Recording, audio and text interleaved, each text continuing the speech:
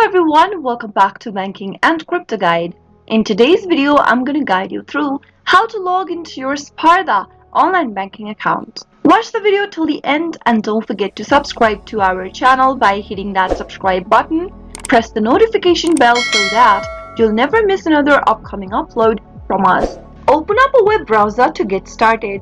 In the URL box, type in the URL for Sparda Bank, which is www.sparda.at and press enter on your keyboard. Doing so will take you to the official webpage of Sparda Bank. To log into your online banking account, go and click on the Sparda banking option at the top right hand corner, which will open up the login area. Sparda Bank is a network of cooperative banks in Germany, which was founded in 1896. The bank offers a range of financial products and services including savings and checking accounts, personal loans, mortgages, insurance, and investment services. To log into your online account, you'll need to go enter your username in the text box. Go ahead and type in your valid username and make sure to type it in correct. After you are done, click on the Further button in order to end up on the next page. If you don't remember your username, you can click on the Forgot Your Username link. Similarly, on the next page, if you've forgotten your password, you can retrieve your password by clicking on the Forgot Your Password link. After you are done entering your username, click Further